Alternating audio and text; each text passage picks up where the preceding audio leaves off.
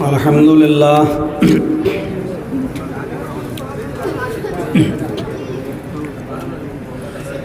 الحمد لله نحمده ونستعينه ونستغفره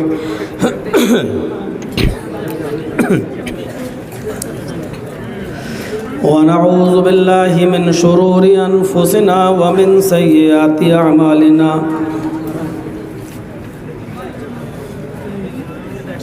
من يهده الله فلا مضل له ومن يضلل فلا هادي له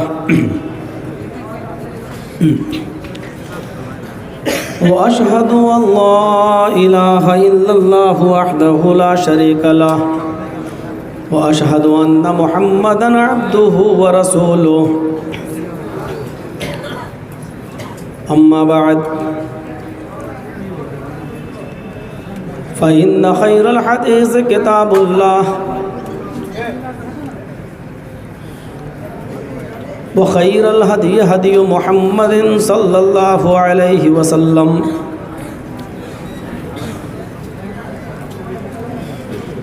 وشر الأمور محدثاتها وكل محدثة بدعة وكل بدعة ضلالة وكل ضلالة في النار.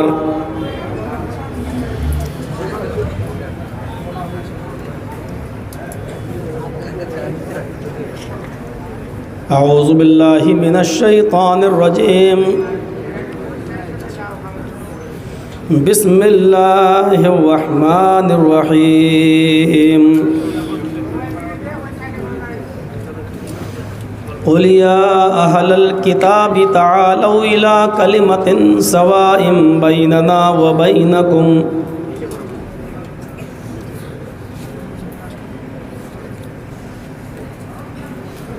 رب اشرح لي صدري ويسر لي أمري واحلل عقدة من لساني يفقهوا قولي.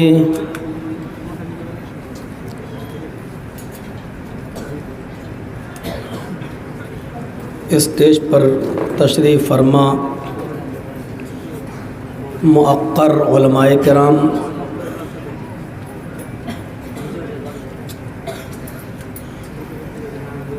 بھلکی کے اس جامعہ کے معزز اراکین و اساتذہ کرام،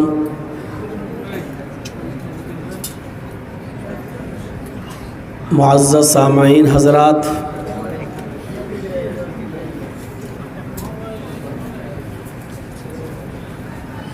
نوجوانوں اور عزیز بچوں،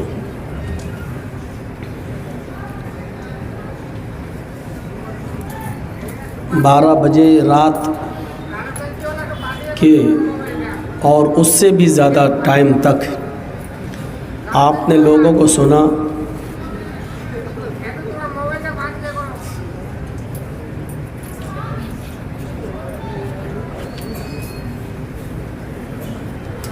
مدرسے کا تعاون کیا،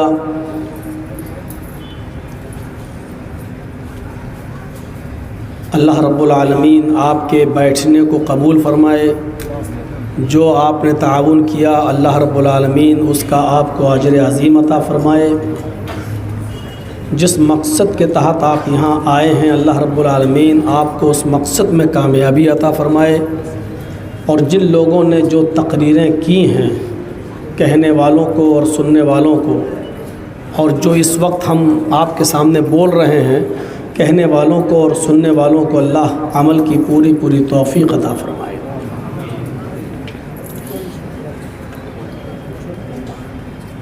اللہ رب العالمین نے ہمیں اور آپ کو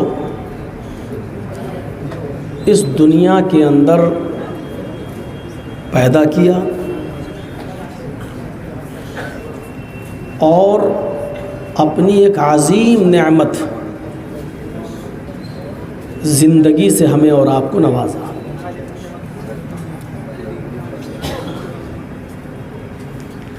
ماں اور باپ کے تعلق قائم کرنے کے بعد سے لے کر آخری سانس تک وہ ہماری پرورش کرتا ہے. رحم مادر میں بھی وہ روزی پہنچاتا ہے، آکسیجن پہنچاتا ہے، 9 مہینے تک ماں کے پیٹ میں بھی وہ ہماری حفاظت فرماتا ہے۔ 9 مہینے کے بعد جب ہم اپنی ماں کے پیٹ سے باہر آ کر اس دنیا میں جب آنکھ کھولتے ہیں تو اس دنیا کے اندر بھی ہوا، پانی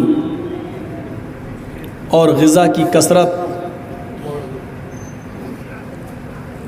الغرض جن جن چیزوں کی ضرورت ہمیں اور آپ کو پڑتی ہے زندہ رہنے کے لیے، ان تمام چیزوں کا انتظام اللہ رب العالمین اس دنیا میں پہلے ہی سے کر دیتا ہے۔ آپ نے دیکھا ہوگا کہ ایک لڑکی کی جب شادی ہوتی ہے تو شادی سے پہلے اس لڑکی کے پستان میں دودھ نہیں ہوتا ہے، شادی کے بعد بھی دودھ نہیں ہوتا ہے، لیکن جب 9 مہینے کے بعد اسی لڑکی کے پیٹ سے جب کوئی بچہ جنم لیتا ہے، ابھی وہ دنیا میں آنکھ کھولتا ہے، اللہ رب العالمین اس بچے کی غذا اس کی ماں کی پستان میں پہلے سے بھر دیتا ہے۔ یہ ہے زندگی کے ایک اصول جو چلتے ہیں۔ پھر جب ماں کے پیٹ سے جب کوئی بچہ باہر آتا ہے تو وہ اپنے ساتھ کئی چیزیں لے کر آتا ہے۔ اس کے پاس ہاتھ ہوتے ہیں، پیر ہوتے ہیں، ناک، کان اور آنکھ بھی ہوتی ہے، دل بھی ہوتا ہے اور دماغ بھی ہوتا ہے، لیکن ابھی اس کی عقل و شعور اتنی بڑی نہیں ہوتی ہے۔ آنکھ ہوتی ہے، وہ دیکھتا ہے لیکن پہچانتا نہیں ہے کہ میری ماں کون ہے، میرا باپ کون ہے، میرے بھائی کون ہے، میری بہن کون ہے۔ ہاتھ ہوتے ہیں لیکن ابھی وہ ہاتھ سے کچھ کام کر نہیں سکتا، پیر ہوتے ہیں لیکن ابھی وہ چل نہیں سکتا، دماغ ہوتا ہے لیکن ابھی وہ کچھ سوچ نہیں سکتا، اور دھیرے دھیرے یہ چیزیں بڑھتی جاتی ہیں، نشو نما پاتی جاتی ہیں، اس کی عقل و شعور بھی دھیرے دھیرے بڑھتی جاتی ہے، اور پھر ایک دن وہ مستقل قوی انسان بن جاتا ہے۔ اب اس کو اتنی عقل آ جاتی ہے کہ ہمیں روزی بیٹھے بٹھائے نہیں ملے گی، ہمیں کچھ کام کرنا چاہیے، ہمیں کچھ محنت کرنی چاہیے۔ ظاہر ہے اتنی سی بات کو ہم اگر سوچ لیں تو زندگی کے سارے مسائل کا حل ہمیں مل جائے۔ جس رب نے رحم مادر میں ہمارا خیال کیا، ماں کے پیٹ سے باہر آنے کے بعد ہمارا خیال کیا، ہم کو پال پوس کر بڑا کر کے جوان و بالغ کر دیا، کیا اس نے اسی لیے ہمیں پال پوس کر بڑا کیا کہ اب تم عقل مند ہو گئے ہو، اپنی مرضی سے کھاؤ پیو اور جو من میں آئے وہ کماؤ، جو من میں آئے وہ کھاؤ، جو من میں آئے وہ کرو، اور عمر کے ایک حصے پر پہنچ جانے کے بعد اس دنیا سے چلے جاؤ؟ کیا اسی مقصد سے اس نے ہمیں اور آپ کو پیدا کیا؟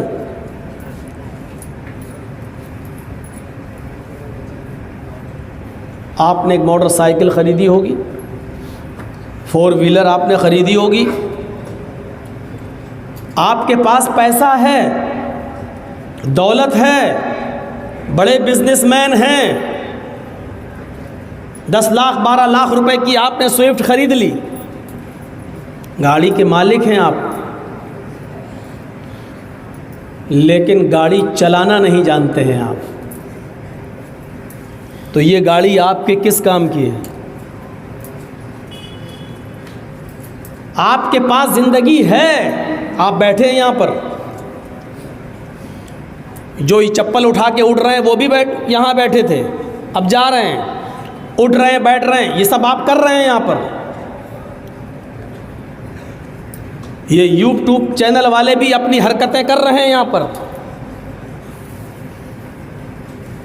رات کے 12:30 بجے تک ابھی ان کی سیٹنگ صحیح نہیں ہو پائی۔ یہ زندگی ہے ہماری جو ہم کر رہے ہیں سب۔ ہم زندگی کے مالک ہیں، لیکن زندگی کیسے گزاری جائے یہ ہمیں پتہ نہیں ہے۔ 10 لاکھ کی 12 لاکھ کی ہم نے گاڑی خرید لی، گاڑی کے مالک ہیں ہم، لیکن گاڑی چلانا نہیں جانتے۔ جرجیت صاحب نے 10 لاکھ روپے کی گاڑی خریدی، چلانا جانتے نہیں، بیٹھ گئے، ایکسیلیٹر پر بھی پیر صحیح سے جمتا نہیں ہے، دھوکے سے دب گیا، تیز بھاگی اور ٹھک گئی۔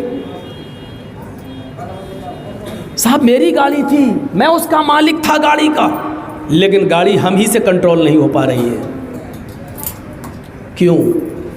اس لیے کہ گاڑی ہم نے خریدی ضرور ہے، لیکن گاڑی والے نے گاڑی بیچتے وقت ایک کتاب اس نے دی تھی، اور اس کتاب کے اندر اس گاڑی کے چلانے کے نیم اور اس کے اصول لکھے ہوئے تھے، اور اس میں یہ وارننگ تھی کہ ہمارے بتائے ہوئے اصولوں پر گاڑی چلاؤ گے تو گاڑی چلے گی، ورنہ یہی گاڑی تمہارے لیے وبال جان بن جائے گی۔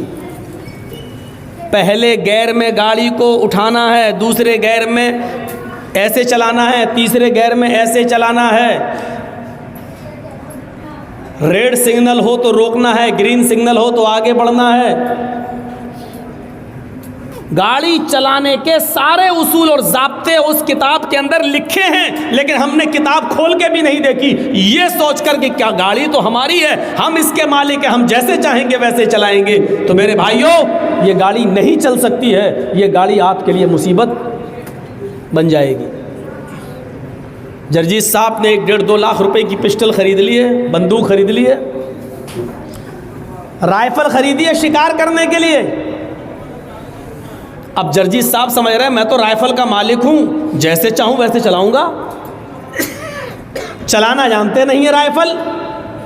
شکار سامنے گزر رہا ہے، تان لی اس کے اوپر بندوق، لیکن جو حصہ سینے پر رکھنا چاہیے تھا، کاندھے پر جو حصہ سینے پر سٹانا چاہیے تھا، اس کو تو ہم نے شکار کی طرف کر لیا، اور جو حصہ شکار کی طرف ہونا چاہیے تھا اس کو ہم نے اپنے سینے کی طرف کر لیا، اور چلا دی گھوڑی، دبا دی گھوڑی۔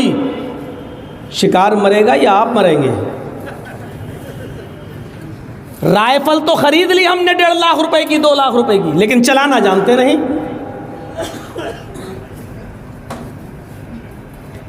آیا شکار، اس کو شکار کریں گے تو شکار کی طرف جو سوراخ ہوتا ہے جہاں سے گولی نکلتی، وہ حصہ تو ہم نے سینے کی طرف کر لیا، اور جو حصہ سینے پہ رکھنا چاہیے تھا اس کو شکار کی طرف، اور دبا دی گھوڑی۔ پتہ چلا کہ جرجیت صاحب کا جنازہ ہو رہا ہے۔ صاحب یہ غلط کیسے میری بندوق، میری رائفل مجھے کیوں دھوکہ دے گئی؟ یہ آپ کی زندگی ہے، آپ کو ملی ہے، لیکن اس زندگی کو چلانے کا نیم اس نے دیا ہے جس نے یہ زندگی دی ہے۔ اس نے ایک کتاب دی ہے کہ اس زندگی کو تمہیں کیسے گزارنا ہے، کیسے چلانا ہے۔ یہ ہمیں قطب مینار کے یہ اچھے نہیں لگ رہے ہیں۔ اب یہاں جو پبلک بیٹھی ہمیں نہیں دکھ رہی ہے، اور ان لوگوں کو ہم نہیں دکھ رہے ہیں۔ ہم آپ لوگوں کو بہت بار سمجھا چکے ہیں، لیکن آپ لوگ اپنی حرکتوں سے باز نہیں آ رہے ہیں۔ ہٹاؤ یہ سب یہاں سے، یہ سب ہٹائیے یہاں سے، ایک بھی نہیں رکھے گا یہاں۔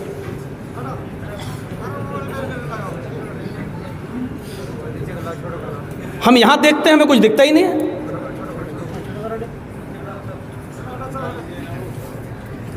آپ لوگ اپنی حرکتوں سے باز نہیں آ رہے ہیں بھائی، پتہ نہیں کیا چکر ہے۔ دھیرے دھیرے اپنا کام کریے، اس کو سب کو نیچے کریے۔ تو زندگی دینے والے نے زندگی چلانے کے اصول بتائے ہیں اور ضابطے بتائے ہیں۔ ایسے زندگی گزارو گے تو اپنی زندگی کو کامیاب بناؤ گے، اور اگر تم نے اپنے طریقے سے، میری زندگی اپنے طریقے سے چلاؤ گے تو جیسے گاڑی دھوکہ دے دیتی ہے اور رائفل دھوکہ دے دیتی ہے، اسی طریقے سے یہ زندگی بھی دھوکہ دے دے گی۔ مثال سمجھ میں آ رہی ہے نا؟ اب آپ سمجھ جائیے، یہ کوئی نہیں کہہ سکتا کہ یہ زندگی، یہ کمپٹیشن کا دور ہے، یہ کمپٹیشن کا دور ہے، ہر آدمی ایک دوسرے سے آگے بڑھنے کی کوشش کر رہا ہے۔ میرے پڑوس میں آج جو کھانا بنا ہے وہ ہم سے اچھا بنا ہے، اب کل ہم اس سے اچھا کھانا بنائیں گے۔ میرے پڑوس میں اس کے گھر میں یہ پتھر بچھا ہے، ہم اس سے اچھا پتھر بچھائیں گے۔ میرے پڑوس کا کاروبار ایسا چل رہا، ہم اس سے اچھا کاروبار کریں گے۔ ایک دوسرے سے آگے بڑھنا اور ایک دوسرے سے آگے بڑھنے کی کوشش کرنا، آج یہ کمپٹیشن کا دور ہے، یہ چل رہا ہے، لیکن یہ اصل ہار جیت نہیں ہے۔ آج ہم غریب ہیں، کل ہم آپ سے زیادہ پیسے والے ہو گئے، آج آپ غریب ہیں، کل ہم سے زیادہ پیسے والے ہو گئے۔ یہ اصل ہار جیت نہیں ہے، اصل ہار جیت ذالک یوم التغابن، اس قیامت کے دن جو نیکیوں میں آگے بڑھ گیا اور جو گناہوں میں پیچھے رہ گیا۔ نام اعمال ترازو میں تولے جائیں گے، جس کا پلڑا جھک گیا نیکیوں کا وہ کامیاب، جس کا پلڑا اٹھ گیا وہ نیکیوں کا وہ ناکام۔ اصل ہار جیت کا دن وہ دن ہوگا، اور اسی دن کو جیتنے کے لیے اور کامیاب ہونے کے لیے یہ زندگی دی گئی ہمیں اور آپ۔ اس زندگی دینے والے نے ہماری زندگی کو، ہمیں اپنی زندگی کو گزارنے کے لیے اس نے ہمیں ایک کتاب دی قرآن کی شکل میں، اور اس نے سکھانے والا دیا، ایک معلم دیا۔ قرآن کو بھی آپ اپنی مرضی کے مطابق نہیں سمجھ سکتے، اس کتاب کو پڑھانے والا، اس کتاب کو سمجھانے والا دیا جناب محمد رسول اللہ صلی اللہ علیہ وسلم۔ اور یہ قرآن ہمیں یہ بتاتا ہے کہ اپنی پوری کی پوری زندگی اسی کے آئیڈیل اور نمونے کے مطابق گزارنا۔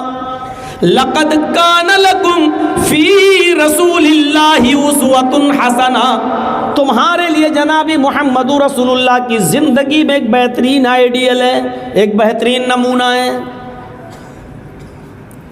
قیامت کے دن ہم یہ نہیں دیکھیں گے تم نے اوپر نیت باندھی یا نیچے باندھی، ہم یہ نہیں دیکھیں گے کہ تم نے تراویح 8 پڑھی ہیں یا 20 پڑھی ہیں، ہم یہ نہیں دیکھیں گے کہ تم نے ظہر میں 10 رکعتیں پڑھی ہیں 12، ہم تو یہ دیکھیں گے کہ تمہاری نماز اس طریقے کے مطابق ہے یا نہیں جو طریقہ جناب محمد رسول اللہ صلی اللہ علیہ وسلم نے تمہیں دیا ہے، کیونکہ ہم نے آئیڈیل اور نمونہ بنایا ہے محمد رسول اللہ صلی اللہ علیہ وسلم کی زندگی کو۔ اسی لیے میرے بھائیوں، آدم سے لے کر محمد الرسول اللہ صلی اللہ علیہ وسلم تک جتنے بھی پیغمبر آئے، جتنے بھی نبی آئے، ان کو بھیجا ہی اس لیے گیا کہ اللہ نے جو زندگی دی ہے اس کو گزارا کیسے جائے، اس وقت اور اس حالات میں جیسی ضرورت پڑتی تھی ان حالات کے مطابق انبیاء کرام آیا کرتے تھے اور اپنی قوم کو زندگی گزارنے کے طریقے بتایا کرتے تھے کہ تمہارا مالک، تمہارا پروردگار اس طریقے سے زندگی تمہاری چاہتا ہے، اس طرح گزارو۔ گھر میں کس طرح گزارو، پڑوسیوں کے ساتھ کس طرح گزارو، جانوروں کے ساتھ کس طرح گزارو، رشتہ داروں کے ساتھ کس طرح گزارو، غیر مسلموں کے ساتھ کس طرح گزارو، رات کس طرح گزارو، دن کس طرح گزارو، آدم سے لے کر محمد رسول اللہ صلی اللہ علیہ وسلم تک۔ اور اسی لیے آپ اصول دیکھیں گے، ضابطہ دیکھیں گے تو ایک ضابطہ کہیں نہیں بدلتا ہے۔ آدم سے لے کر محمد رسول اللہ صلی اللہ علیہ وسلم تک سب کا مول منتر ایک ہی تھا، سب کا کلمہ ایک ہی تھا۔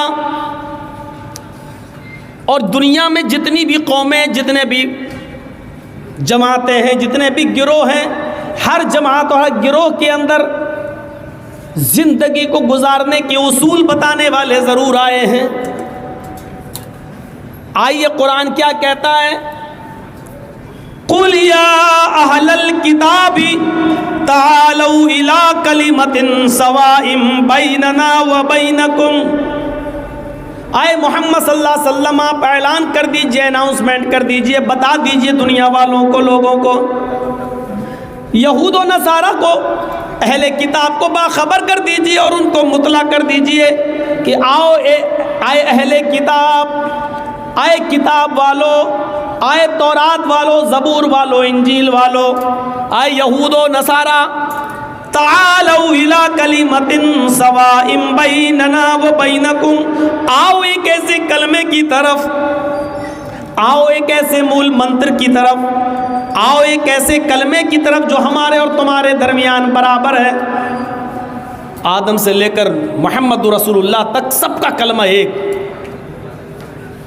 سب کا مول منتر ایک۔ نوح علیہ السلام جب اس دنیا میں آئے تو کلمہ پڑھا جاتا تھا لا الہ الا اللہ نوح رسول اللہ۔ موسیٰ اس دنیا میں آئے تو کلمہ پڑھا جاتا تھا لا الہ الا اللہ موسیٰ رسول اللہ۔ عیسیٰ جب اس دنیا میں آئے تو کلمہ پڑھا جاتا تھا لا الہ الا اللہ عیسیٰ رسول اللہ۔ محمد رسول اللہ جب اس دنیا میں آئے تو کلمہ پڑھا جاتا تھا لا الہ الا اللہ محمد رسول اللہ۔ کلمے کا دوسرا جز تو بدلتا گیا لیکن پہلے جز میں کبھی تبدیلی نہیں ہوئی ہے۔ یہ مول منتر ہے پہلا زندگی گزارنے کے اصول کہ سب سے پہلے اس رب کو اپنا رب مانو اور عبادت کے لائق اس کے علاوہ کوئی نہیں ہے، اس لیے کہ ماں کے پیٹ سے لے کر انتقال تک اگر کسی نے تمہارا خیال کیا ہے تو وہ ذات ہے صرف اللہ کی، اس لیے عبادت بھی ہوگی تو صرف اللہ کی، پرستش بھی ہوگی تو صرف اللہ کی، پیشانی جھکائی جائے گی تو صرف ایک اللہ کے سامنے۔ سب کا مول منتر ایک ہی رہا۔ ہر آنے والے نبی نے آخری نبی کے بارے میں بھی بتا دیا، اور اللہ کہتا وَلَقَدْ بَعَثْنَا فِي كُلِّ أُمَّةٍ رَسُولًا، ہم نے ہر امت کے اندر، ہر قوم کے اندر ایک رسول بھیجا ہے، ایک سچیت کرنے والا بھیجا ہے، ایک ڈرانے والا بھیجا ہے۔ ہر قوم کے اندر، ہر امت کے اندر ایک رسول آیا۔ وَلِكُلِّ قَوْمٍ ہَادٍ، ہم نے ہر قوم کے اندر ایک ڈرانے والا بھیجا ہے، زندگی کے اصول بتانے والا بھیجا ہے۔ وہ تمہیں بتائے گا کیسے اٹھو، کیسے چلو، کیسے شادی کرو، کیسے کھاؤ، کیسے پیو، کیا کھاؤ کیا پیو، کیسے سو۔ یہ ساری چیزیں تم اپنی مرضی کے مطابق نہیں کر سکتے ہو، جس نے زندگی دی ہے اس زندگی دینے والے کی مرضی کے مطابق ہوں گی۔ اور اللہ رب العالمین یہ سکھانے کے لیے انبیاء کرام اور پیغمبروں کو اس دنیا میں بھیجتا رہا ہے، اور اس سلسلے کی آخری کڑی ختم ہو جاتی ہے جناب محمد رسول اللہ صلی اللہ علیہ وسلم کے اوپر۔ ایسے کرو، یہ بتائیں گے، ان کے مطابق زندگی گزارو، کیونکہ ان کو میں نے بھیجا ہے زندگی کے اصول بتانے کے لیے، زندگی کے ضابطے بتانے کے لیے۔ اس لیے آپ دیکھ جائیے ہندو دھرم کے اندر 18 پراण ہیں، 18 پراण، ان میں 3 پراण بڑے مشہور ہیں، شریمد بھاگوت مہان پراण، کلکی پراण اور بھوشیہ پراण۔ کلکی پراण اور بھاگوت پراण کے مطابق اس وشو میں، اس دنیا میں 64,000 نبی آئے ہیں۔ کتنے؟ 64,000، 64,000 نبی آئے ہیں۔ اور ہمارے یہاں بہت سے علماء سے سنا ہوگا، مولویوں سے، کہتے کم و بیش 1,24,000۔ تو اس سے اندازہ لگتا ہے کہ نبیوں کی بہت زیادہ تعداد ہمارے یہاں پر بھی ہے، اور نبیوں کی بہت زیادہ تعداد کا ثبوت ان کے یہاں پر بھی ہے۔ لیکن مین چیز یہ ہے کہ 24 جو نبی آئے ہیں، 24 ویدوں میں، پرانوں میں وہ بڑے نبی بتائے گئے ہیں، اور وہی 24 نبی قرآن میں بھی آئے ہیں۔ ویدوں میں 25ویں نبی کو سب سے بڑا نبی بتایا گیا ہے، قرآن میں بھی 25 نبیوں کا ذکر ہے، یعنی 25ویں نبی سب سے لاسٹ میں، آخر میں آئیں گے۔ 25 نبیوں کا نام ویدوں میں اور 25 نبیوں کا نام قرآن میں، لیکن لاسٹ میں اور انت میں جو آئیں گے ان کا نام ویدوں میں کیا آتا ہے اور ہمارے ہاں اس کا نام کیا آتا ہے، یہ چیز دیکھنے کے لائق ہے۔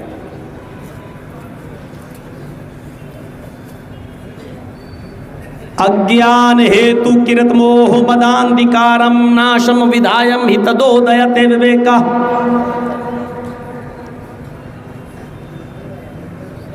25واں جو رشی، جو پیغمبر انت میں آئے گا، لاسٹ میں، اس کا نام محمد ہوگا۔ موہ مداندھکارم ناشم، محمد ہوگا۔ اندھکارم ناشم، اس کے آنے کے بعد اندھیرا مٹ جائے گا، اندھیرا ختم ہو جائے گا۔ پہلا نام کیا بتایا گیا؟ اندھکارم محمد، محمداندھکارم ناشم، محمد۔ دوسرا نام وداہمد پرش مہانمادتور تپس پرستات، سکھانے والا، دنیا کو علم بتانے والا، ود، بہت بڑا ودوان، جس کا نام احمد ہوگا۔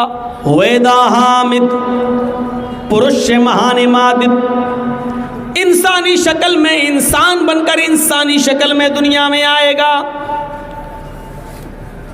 پرش، انسان، آخری نبی، اس کا نام احمد ہوگا۔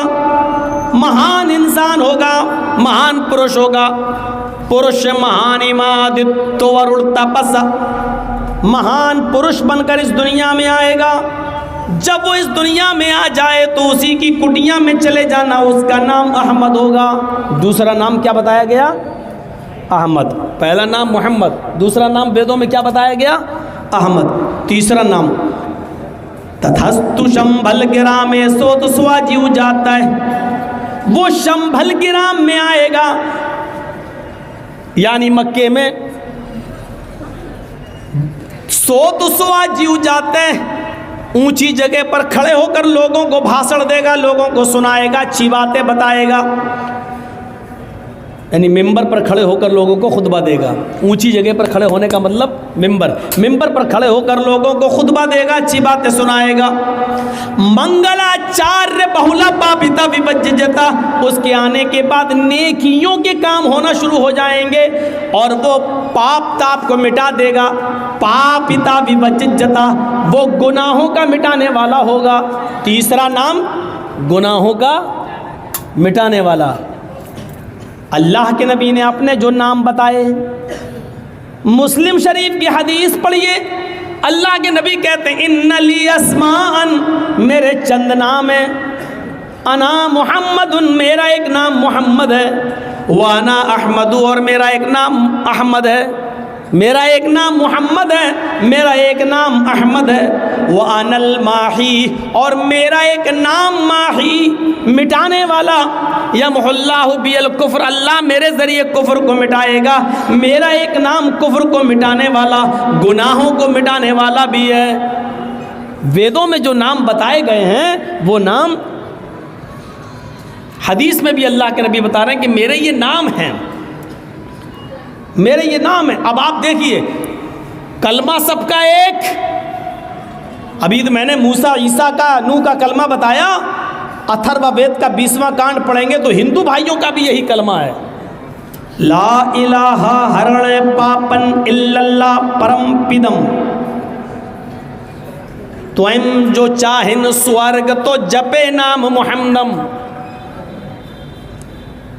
پنڈت مرنے سے پہلے اپنے بیٹے سے کہتا ہے، ہائے میرے بیٹے، ہائے میرے پتر، ان کہیں پڑھ لینا، مرنے سے پہلے یہ ورڈ پڑھ لینا، لا الہ ہرن پاپن۔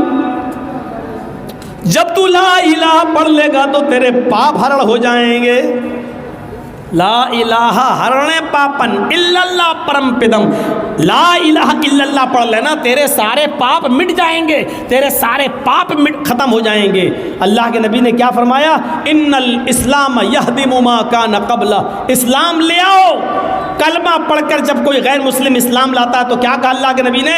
جب تم کلمہ پڑھو گے، اسلام لاؤ گے، تو اسلام لانے سے پہلے تم نے جتنے بھی گناہ کیے ہیں وہ سارے کے سارے گناہ تمہارے معاف کر دیے جائیں گے، شرط یہ ہے کہ صدق دل سے اسلام قبول کرو۔ ان الاسلام یہدم ما کان قبلہ۔ یہاں نظر ڈالیے آپ اور دیکھتے جائیے، ہندو دھرم کا بھی یہی کلمہ ہے، لا الہ ہرنے پاپن الا اللہ پرم پدم، لا الہ الا اللہ پڑھ لو، تمہارے سارے پاپ ہرن ہو جائیں گے، سارے پاپ مٹ جائیں گے، سارے گناہ تمہارے ختم ہو جائیں گے۔ تو ہم جو چاہیں سورگ تو جپے نام محمدم، اور اگر تم سورگ چاہتے ہو، پیراڈائز چاہتے ہو، جنت چاہتے ہو، اگر تم جنت چاہتے ہو، پیراڈائز میں جانا چاہتے ہو، سورگ چاہتے ہو، تو محمد الرسول اللہ کے راستے پر چلنے والے بن جاؤ۔ تو جپے نام محمدم، محمد رسول اللہ صلی اللہ علیہ وسلم کے حکموں پر چلنے والے، آپ کے اطاعت و فرما برداری کرنے والے بن جاؤ، محمد صاحب کی بات مان کر اس پر عمل کرنے والے بن جاؤ۔ یہ ہندو بھائیوں کا بھی کلمہ ہے، اور وہ تو آپ نے 50 بار سنا ہوگا، ایکم برہما دتیہ ناستے نناستے کنچن۔ اس کو میں بول نہیں رہا ہوں کیونکہ 50 بار آپ سن چکے ہوں گے، ایک ہی برہما ہے، اس برہانڈ کا رچیتا اور رچنا کار ایک ہی ہے، دوسرا نہیں ہے، بالکل نہیں ہے ہی نہیں، قطعی نہیں۔ یہ ساری چیزیں ہمیں بتلا رہی ہیں کہ زندگی جس نے دی ہے وہ ہم سے کیا چاہتا ہے، زندگی کو کس کے اصولوں پر ہمیں چلانا چاہیے۔ اگر ہم زندگی اپنے منمانے طریقے سے چلا رہے ہیں، ابھی میں کل کلیہ چک میں سلطان گنج میں پروگرام تھا، وہاں لوگوں نے بتایا مجھے، اور وہاں تقریر ہوئی، کہا مولوی صاحب یہاں لوگ آئی پی ایل پر سٹا بہت لگاتے ہیں، یہاں ہوتا ہے نہیں ہوتا میں نہیں جانتا ہوں، یہ ہماری زندگی کا حال ہے۔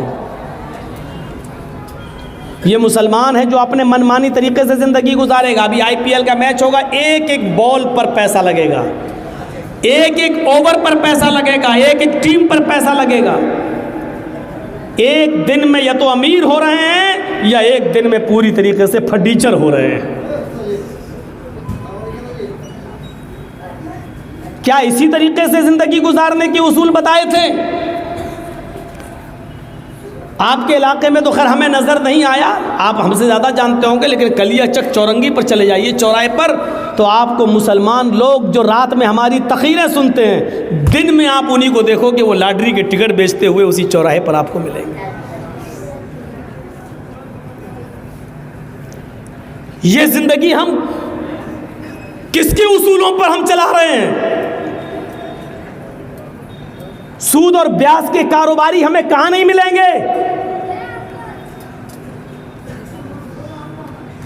یہ کیا ہے؟ یہ ایک غریب آدمی ہمارے پاس آتا ہے، صاحب کچھ محنت کرنا چاہتے ہیں، ہمارے پاس پیسہ نہیں ہے، ہماری کچھ مدد کر دو۔ آپ نے کہا 5% بیاج پر، ٹھیک ہے میں تمہیں 1000 روپیہ دے رہا ہوں، ایک مہینے پر ہم 5% بیاج لیں گے، یعنی جب آپ واپس کرو گے تو ہم کو 1050 روپے ایک مہینے میں واپس کرو گے، یا 50 روپے مہینہ ہمیں دیتے رہنا، اور جب تم ہمارا پیسہ واپس کر دو گے ہم تم سے بیاج لینا چھوڑ دیں گے۔ یہ کیا ہے؟ ہم نے کسی کو 1,00,000 روپیہ دیا اور ہر مہینے ہم اس سے 500 روپے اور 1000 روپے لے رہے ہیں، یہ سوچ کر کہ وہ ہمارے پیسوں سے کما بھی تو رہا ہے، لیکن آپ کسی کی مجبوری کا فائدہ اٹھا رہے ہیں۔ یہ زندگی گزارنے کے کون سے اصول ہیں اور کس نے دیے ہیں؟ ہمارے پیغمبر امام کائنات تو یہ فرماتے ہیں، سنیے، کہ درہم و ربا یأکلہ الرجل وہو یعلم، سود اور بیاج کا 1 درہم، آپ تو ہزاروں روپے وصول کر رہے ہیں، 1 روپیہ 1 درہم بھی اگر آپ نے لیا اور اس کو کھایا، یاکلہ الرجل وہو یعلم، وہ جانتا ہے کہ یہ سود ہے، وہ جانتا ہے کہ یہ بیاض ہے، وہ جانتا ہے کہ ہم نے کسی کو 1 لاکھ روپے دیا ہے اور اس نے ہم کو یہ 500 روپے یا 1000 روپے سود کا دیا ہے، اس میں 1 روپیہ بھی اگر آپ نے جان بوجھ کر کھایا اور جانتے ہیں کہ یہ سود کا ہے تو جانتے ہو یہ کتنا بڑا جرم ہے۔ اللہ کے نبی فرماتے اشد من 66 زنیۃ، 36 مرتبہ زنا سے زیادہ سخت ہے۔ کتنی آسانی کے ساتھ ہمارے حلق کے نیچے اتر جاتا ہے یہ معاملہ، کتنی آسانی سے ہم کھا جاتے ہیں۔ امام احمد اپنی مسند کے اندر ایک حدیث نقل کرتے ہیں، اللہ کے نبی نے فرمایا کہ الربا 72 حوبا، سود کے 72 درجے ہیں، 72 دروازے ہیں سود کے۔ وَأَيْسَرُهَا أَن يَنكِحَ الرَّجُلُ أُمَّهُ، سب سے ہلکا دروازہ، سب سے قریب دروازہ، سب سے آسان دروازہ سود کا یہ ہے کہ ایک شخص اپنی ماں کے ساتھ نکاح کرتا ہے، ایک آدمی اپنی ماں کے ساتھ شادی کرتا ہے، نکاح کرتا ہے۔ آپ اور ہم سب جانتے ہیں کہ ماں کے ساتھ نکاح جائز نہیں ہے۔ مولانا جرجیز کو بلا لینا اور کہنا کہ جرجیز صاحب یہ میری ماں ہے، بڑی خوبصورت ہے، میں اس کے ساتھ شادی کروں گا۔ جرجیز صاحب قرآن کی 3 آیتیں کیا پورا قرآن پڑھ ڈالیں، اور پورا قرآن ایک بار کیا 1 لاکھ بار بھی پڑھ جائیں، تب بھی آپ کی ماں آپ کے اوپر حلال نہیں ہوگی۔ جس طرح قرآن کی آیتیں اور سارا کا سارا قرآن پڑھنے کے باوجود آپ کی ماں آپ کے اوپر حلال نہیں ہو سکتی ہے، اسی طریقے سے سود کو چاہے بسم اللہ کہہ کر کھاؤ یا پورا قرآن پڑھ کے آپ سود کا روپیہ کھائیں، وہ بھی حلال نہیں ہو سکتا ہے۔ سب سے ہلکا اور آسان دروازہ بتایا ہے کہ ایک شخص اپنی ماں کے ساتھ زنا کرتا ہے۔ اب سب سے ہلکا دروازہ یہ ہے تو 71 جو 71 دروازے اور ہیں وہ کتنے خطرناک ہوں گے۔ یہ کون زندگی گزارنے کے اصول ہم اپنی منمانی طریقے سے نہیں چلا سکتے ہیں، گزار سکتے ہیں، یہ وہی سکھائے گا اور اس کے نبی بتائیں گے۔ جس طریقے سے یہ ساری چیزیں حدیث کی کتابوں میں آپ کو ملیں گی، قرآن میں ملے گا، اسی طریقے سے دیکھیے نماز ہمارے اوپر فرض ہے۔ یہ نماز بھی دنیا میں جتنے بھی پیغمبر آئے، ہر نبی اور ہر پیغمبر کے اوپر یہ نماز فرض تھی۔ ہم اپنی مسجدوں کا جائزہ لیں،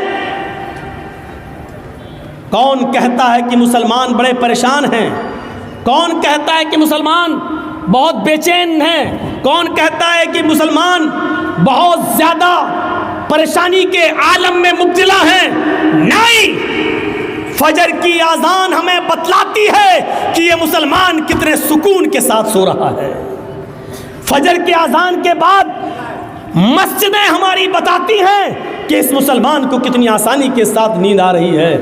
جس کو پریشانی ہوتی ہے اس کو نیند نہیں آتی ہے، جس کو بے چینی ہوتی ہے اس کو نیندیں نہیں آتی ہیں، جس کو ٹینشن ہوتا ہے اس کو نیندیں نہیں آتی ہیں۔ آپ کی نیند، آپ کا آرام سے سونا یہ بتلا رہا ہے کہ آپ کے اوپر کوئی پریشانی نہیں ہے، آپ کے اوپر کوئی مصیبت نہیں ہے۔ چاہے اتر پردیش کے اندر بے ایمانی کے ساتھ پھر سے وہی سرکار دوبارہ ریپیٹ ہو کے آ گئی ہو، لیکن اب یو پی کے اندر اگر مسلمان کہیں کہ ہم بہت پریشان ہیں، جھوٹ بول رہے ہیں، کیونکہ فجر کی اذان کے بعد ہماری مسجدیں بتلا رہی ہیں کہ مسلمان کتنے آرام کے ساتھ سو رہا ہے، کتنے سکون کی نیند سو رہا ہے۔ اگر اس کو بے چینی ہوتی اور پریشانی ہوتی تو مسجدوں کی طرف وہ رخ کرتا۔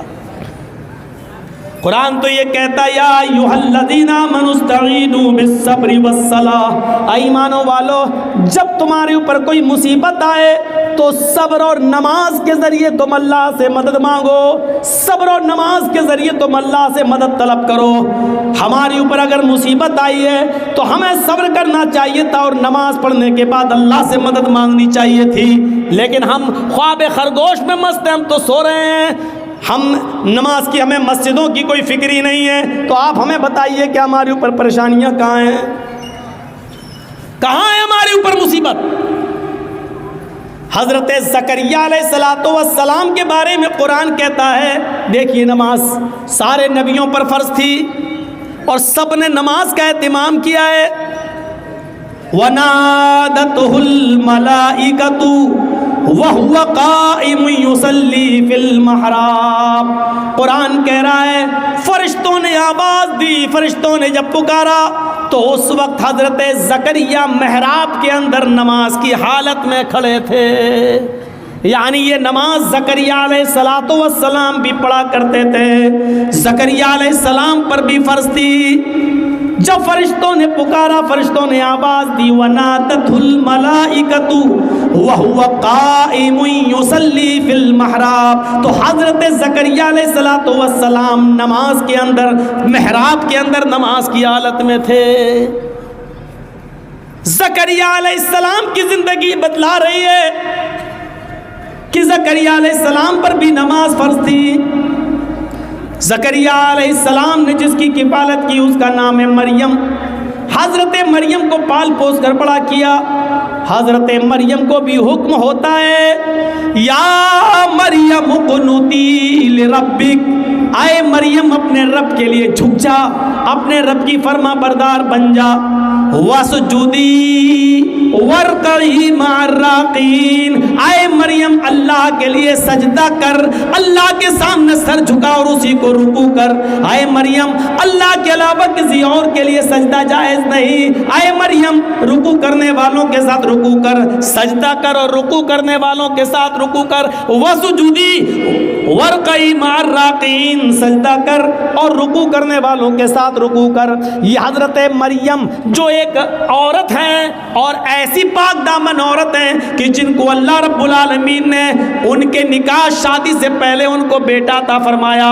حضرت عیسیٰ ان کے بطن سے پیدا کیا، ان کو کسی مرد نے چھوا بھی نہیں تھا، لیکن اس عورت کو بھی اللہ رب العالمین حکم دے رہا ہے، اے مریم اپنے رب کی فرما برداری کر، اس کی اطاعت کر، واسجدی اور سجدہ کر، وارکعی مع الراکعین اور رکوع کرنے والوں کے ساتھ رکوع کر۔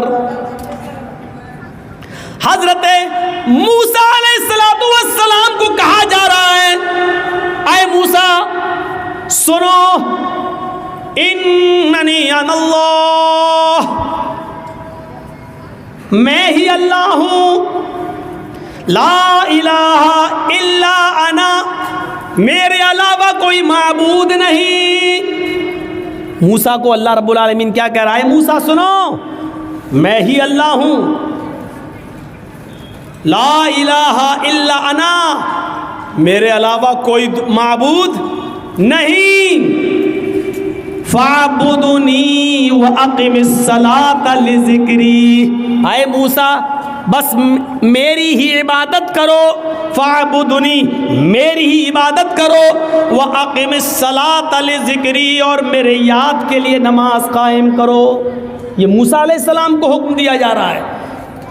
ابھی ہم قرآن سے ثبوت دے رہے ہیں اور اس کے بعد میں ہندو دھرم کے اوپر آئیں گے کہ دیکھیے کرشن جی بھی نماز پڑھنے کا حکم دے رہے ہیں۔ واقم الصلاۃ لذکری اور میری یاد کے لیے تم نماز قائم کرو۔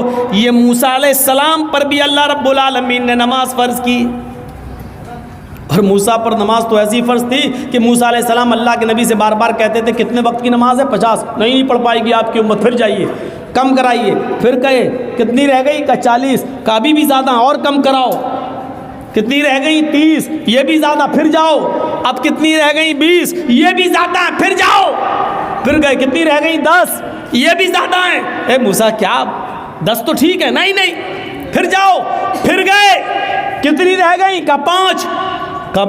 پھر جاؤ، میری امت 2 وقت کی نماز نہیں پڑھ پائی، آپ کی امت 5 وقت کی کیسے پڑھے گی؟ اللہ کے نبی فرماتے اب نہیں جاؤں گا۔ کیوں؟ کہنے اب مجھے بار بار اپنے رب کے پاس جاتے ہوئے شرم آتی، کتنی کم کراؤں؟ 50 سے 5 رہ گئیں، 10 گنا اللہ نے کم کر دی، پھر جاؤں تو کیا بالکل ختم کروا دوں؟ نہیں، اب نہیں جاؤں گا، 5 وقت کی فرض ہو گئی۔ تو موسیٰ علیہ السلام پر بھی نماز فرض تھی۔ حضرت ابراہیم علیہ السلام کے اوپر بھی یہ نماز فرض تھی۔ جب حضرت ہاجرہ کو اور ان کے پیٹ سے پیدا ہونے والے بچے اسماعیل کو جب حضرت ابراہیم علیہ السلام نے بیابو گیا وادی پہ چھوڑ دیا، غیر ذی زرع وادی میں چھوڑ دیا، ایک بیابان جنگل میں میدان منا میں چھوڑ دیا، اور جب چلے گئے دور گئے تو فرمایا ربنا انی اسکنت من ذریتی بواد غیر ذی زرع عند بیتک المحرم لیقیموا الصلاۃ۔ اے ہمارے رب، اے ہمارے پروردگار، ہم نے اپنی ذریت کو، ہم نے اپنی اولاد کو، ہم نے اپنے بیوی اور بچے کو ایک ایسی بیابان جنگل میں چھوڑ دیا ہے جہاں ان کا کوئی پرسان حال نہیں ہے، جہاں ان کا کوئی دیکھ ریکھ کرنے والا نہیں ہے سوائے تیرے۔ اے اللہ، میں نے ان کو غیر آباد، غیر مانوس جگہ پر ہم نے ان کو چھوڑ دیا ہے، بجلی نہیں ہے، پانی نہیں ہے، کھانا نہیں ہے، ایک بیابان جنگل میں ہم نے ان کو چھوڑ دیا ہے، بے آب و گیاہ وادی میں ہم نے ان کو تیرے بھروسے پر چھوڑ دیا ہے۔ اے اللہ، اس لیے یہاں چھوڑا ہے کہ ان سے آبادی بڑھے، پھلے پھولے، لیقیموا الصلاۃ، تاکہ یہاں یہ لوگ جب پڑھنے لگیں اور آبادی بڑھ جائے تو نماز قائم کی جانے لگے، نماز پڑھی جانے لگے۔ ہم نے ایک ایسے بے آب و گیا جنگل میں، وادی میں چھوڑ دیا ان کو، لیقیموا الصلاۃ، تاکہ یہاں نماز قائم کی جا سکے، نماز ادا کی جا سکے۔ ابراہیم علیہ السلام پر بھی نماز فرض تھی۔ ایک دوسرے موقع پر ابراہیم علیہ السلام نے کہا رب اجعلنی مقیم الصلاۃ ومن ذریتی ربنا وتقبل دعا۔ غور کرو قرآن کی اس آیت پر، ابراہیم کیا کہہ رہے ہیں؟ اے اللہ، مجھے اور میری اولاد کو نماز کا قائم کرنے والا بنا دے۔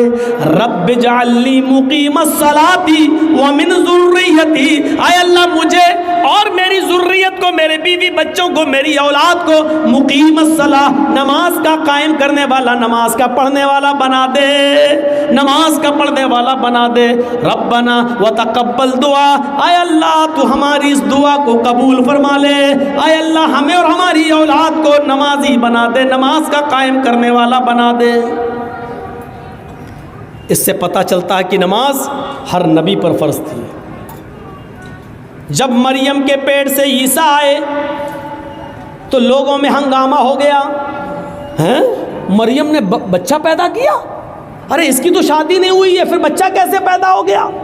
خرافاتی لوگ گھیر لیے، مریم بتاؤ یہ بچہ کہاں سے آیا؟ تم تو محراب میں نماز پڑھتی ہو، عبادت میں مصروف رہتی ہو اور اتنی نیک بنتی ہو، اور پھر شادی سے پہلے بچہ، یعنی سب کو دکھاتی ہو، ڈھڈورا پیٹتی ہو، اور حالت یہ ہے کہ تم نے ایک ناجائز بچے کو جنم دے دیا، شادی سے پہلے یہ بچہ کہاں سے آیا؟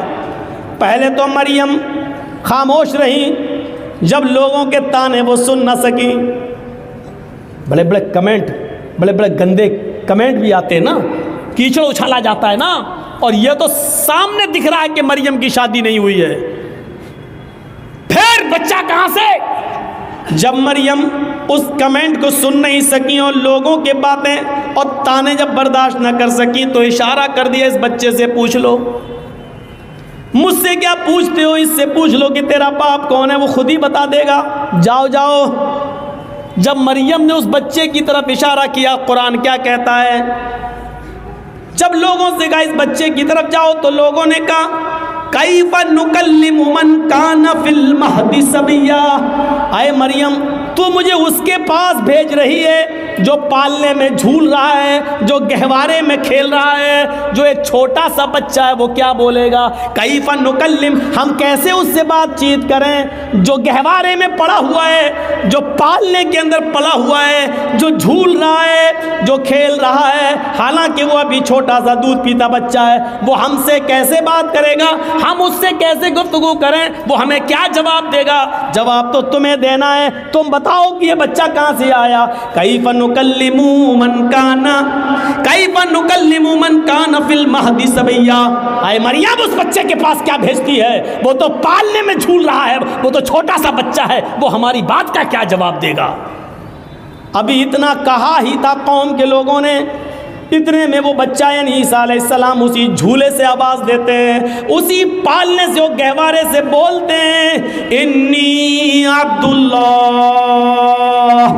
اتانی الکتاب وجعلنی نبیا وجعلنی مبارکا اینما کنت وَأَوْصَانِي بِالصَّلَاةِ وَالزَّكَاةِ مَا دُمْتُ حَيًّا۔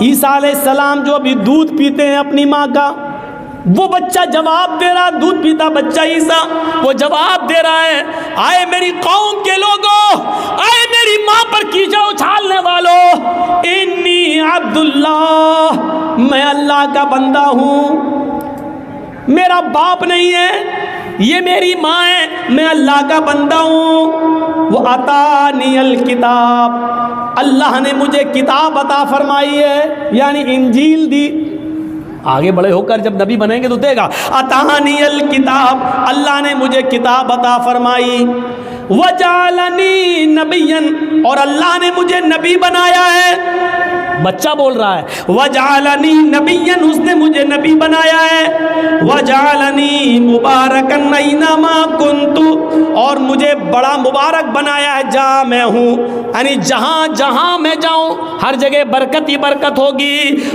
وجعلنی مبارکا اینما کنت، میں جہاں جہاں ہوں وہاں اللہ نے برکتوں کے دروازے کھول دیے۔ اور اس کے بعد جو جملے کہے وہ سنیے، وَأَوْصَانِي بِالصَّلَاةِ وَالزَّكَاةِ مَا دُمْتُ حَيًّا، اور اس اللہ نے مجھے حکم دیا کہ جب تک میں زندہ رہوں نماز قائم کرتا رہوں اور زکوٰۃ ادا کرتا رہوں، اوصانی بالصلاۃ والزکوٰۃ ما دمت حیا، مجھے نماز کا اور زکوٰۃ کا حکم دیا جب تک میں زندہ رہوں۔